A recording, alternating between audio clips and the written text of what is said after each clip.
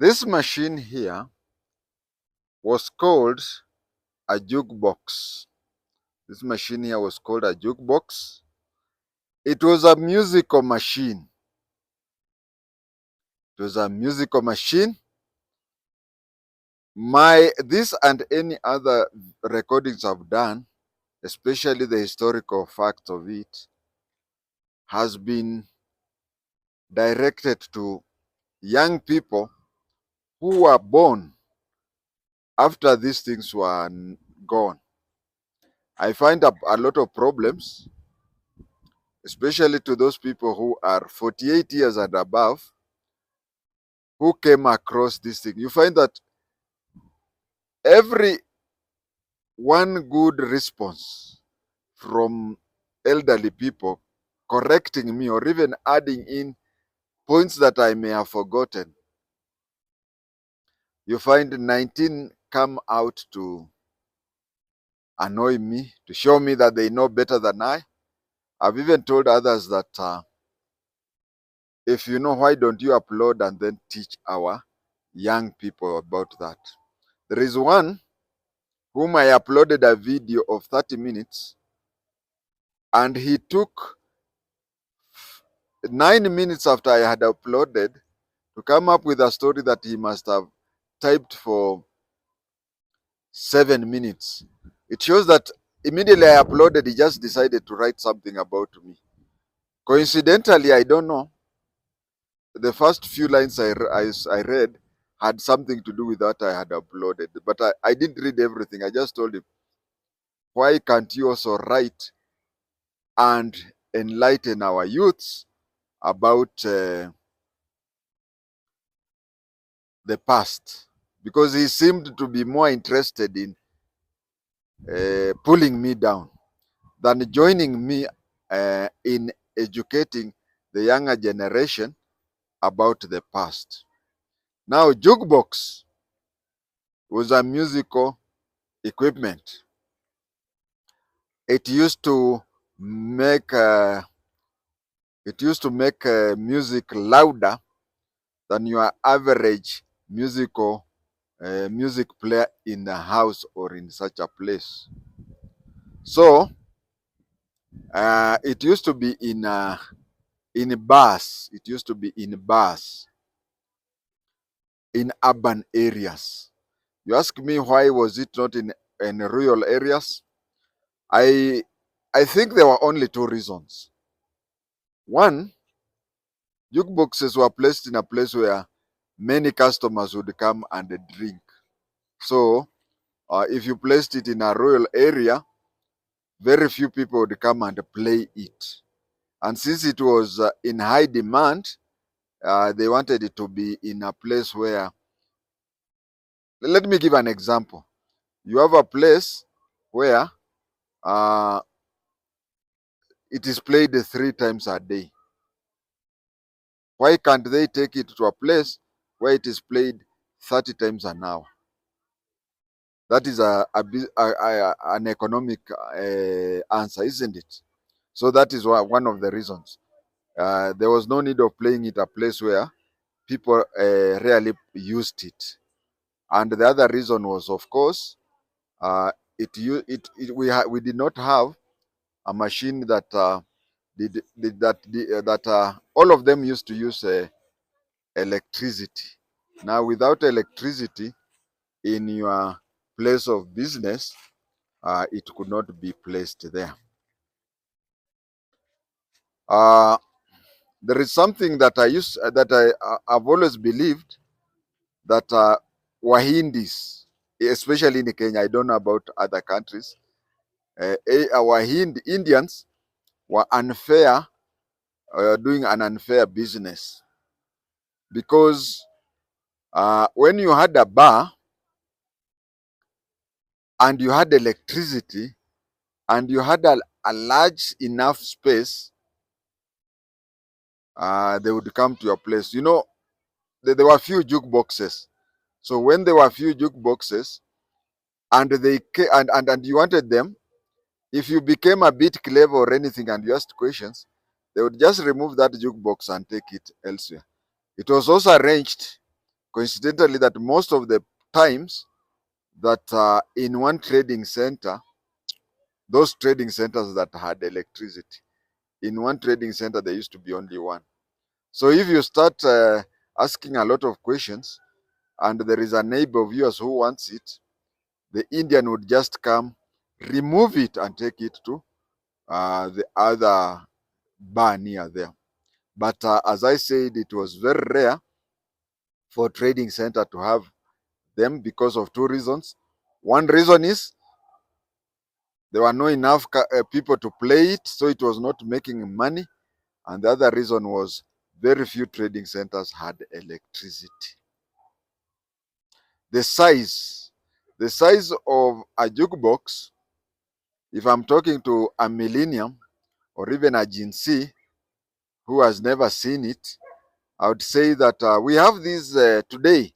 Today we have these cookers which are either electrical or gas cookers or a combination of both electrical and gas cookers. And you know them, they reach waist high, isn't it? That is the size of a jukebox. But the jukebox was wide. It was of that length, but I would say it is like, is it two or even two and a half sizes of gas cookers or electric cookers side by side. Now within it, nowadays for you to have a musical system that makes a lot of noise several kilometers away, you could have something, a very small thing, even your own phone, but you connect it to these amplifiers, isn't it? Amplifiers and Bluetooth and whatever. I don't know whether there is even a green tooth, but I only know that there are only white teeth. So you use these things today, that you find a very small thing that can produce a lot of uh, noise. Can I call it noise? But music. But those days, the technology was not like that one of today. The technology those days was made in such a way that if you wanted more volume of voice, you had to look for a bigger and a bigger machine. That was the technology then. The technology then, we used to have, they were called vinyl records. They were black, vinyl records. Uh, if you go to YouTube and Google a song that is called Masua Mabe by Boma Liwanza. Masua Mabe by Boma Liwanza. You'll find somebody has played that one. You can see how those vinyls used to play. What used to happen is that an Indian would go, just one Indian, because I remember there was even a time I wanted our bar on the outskirts of Webuye town to have a jukebox. I was referred to an Indian in Kisumu. So the fellow, I don't know whether he was also the one in charge of Nairobi and Mombasa, the other place, no. But starting from Kitale town all the way to the Tanzanian border, there used to be only one Indian who used to supply jukeboxes throughout that region. So and in that jukebox there used to be a paper, a notice there saying that this is the property of so and so. PO box. Those days we did not have uh, tweets and email and so on, and even WhatsApp. It used to be an address. So he would write there, Patel. Yeah, the name was Patel. Uh, so any inquiries on this? Ask for Patel, PO box whatever, Kisumu. And he used to go, or his sales team used to go round all the way from Kitale to the border of Kenya and Tanzania. Um, I believe Eldoret was also part of it. Uh, so he had a team that used to go round once in a month. So you can find that this team, their work was daily collecting money from that. It was a slot thing, thereby some jukeboxes, coincidentally, some jukeboxes you would use 1 shilling to have 2 records, and some it was 1 shilling, 1 record. So and if you went to a place where there was a jukebox which was playing 1 shilling, 1 record, you could not go around looking for uh, for a jukebox, because you'd have maybe to go to another town. That is the payment that was there. And all payments, if you had a bar, and imagine you have given him space, you have given him customers, and you're even paying for the electricity, because the electricity which was being used to play the jukebox used to be paid by you. You used to pay for the electricity.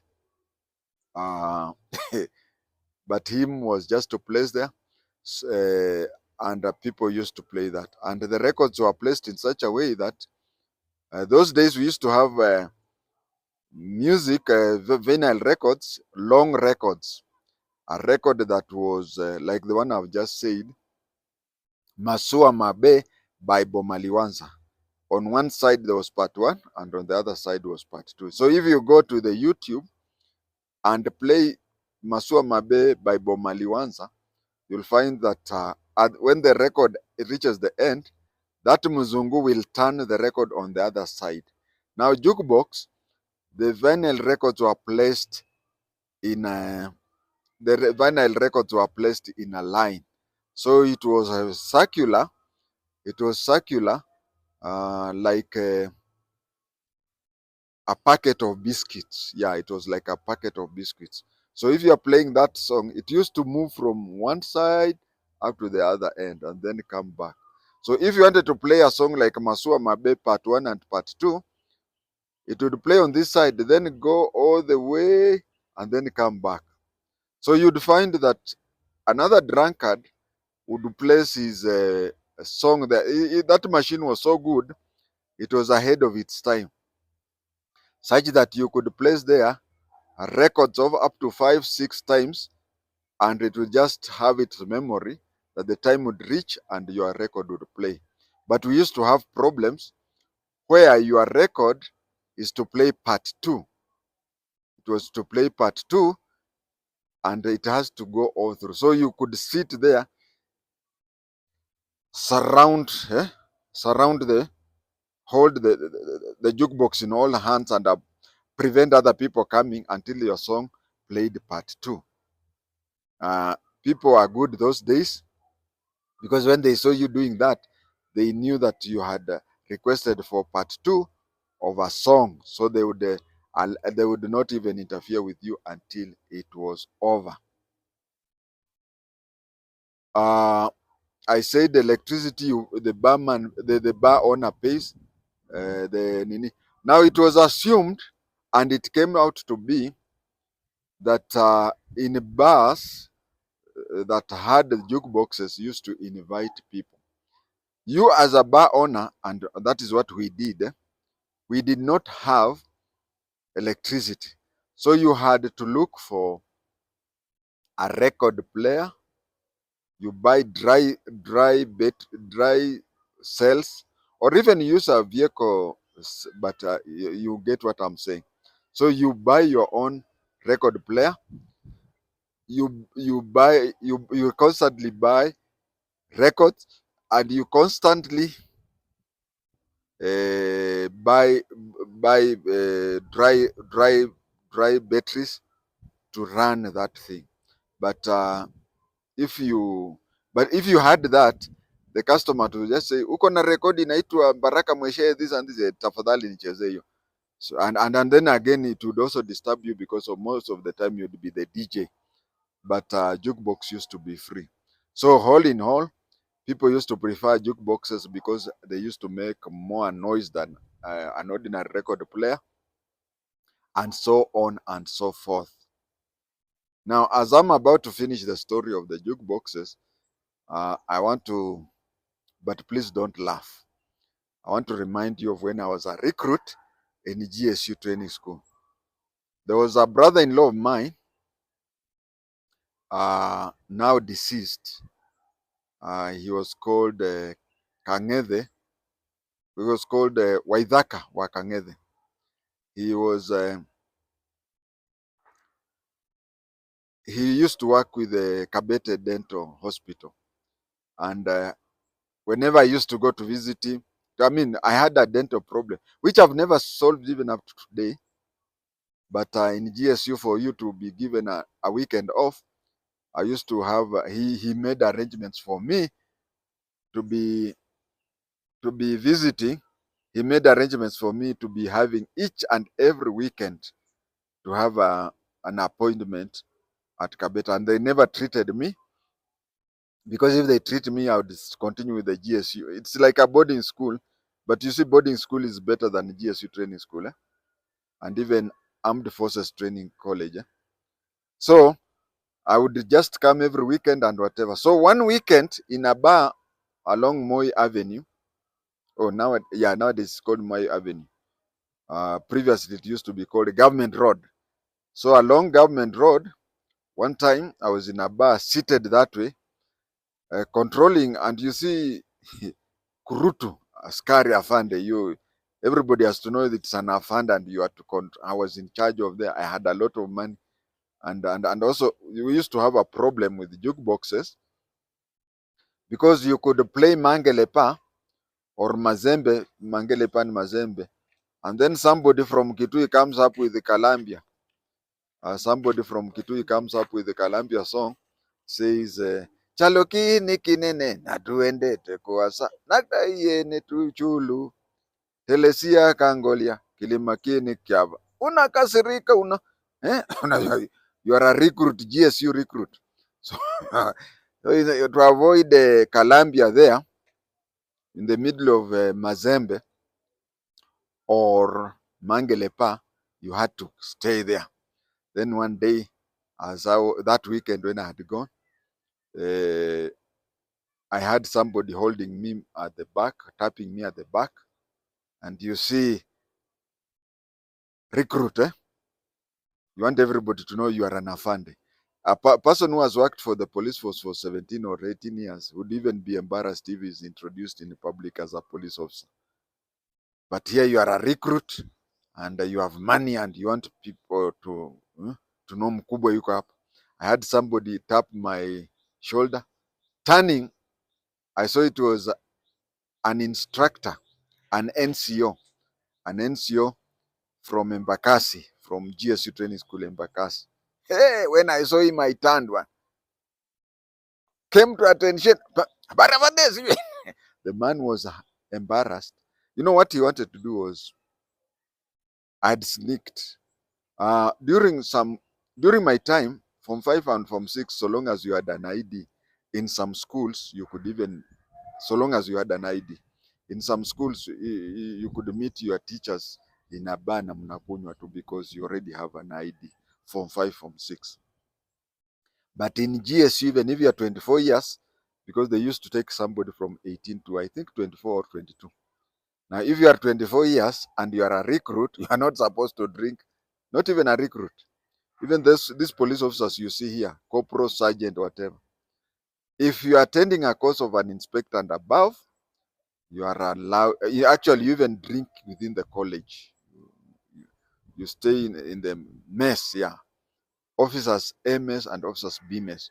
You drink with your bosses. But even if you are 50 years old and you have never been promoted, so you are there for a corporal course, you are not allowed to drink. And then your instructor maybe is an inspector who is 30 years, who was born after you joined the police. You'll just find him in a bar drinking and whatever, but you're not supposed to drink in his presence or something like that. So as I was saying, I was with a jukebox, nimekaa hapo kwa jukebox. Kwani and you see the GSU training school, there is no shaving. So who will know that you are a GSU officer? I think I must even have been telling people, oh, I joined mini police, mini GSU or something like that. And then somebody tapped me. When he tapped me, his was a silent message to tell me that I know you are not supposed to be here. I know you are doing what you are not doing, but at a price of a beer, that thing will end. But I came to attention. The man was so embarrassed that he left the beers that he had and went and walked out. Younger viewers, that is a jukebox for you. Thank you.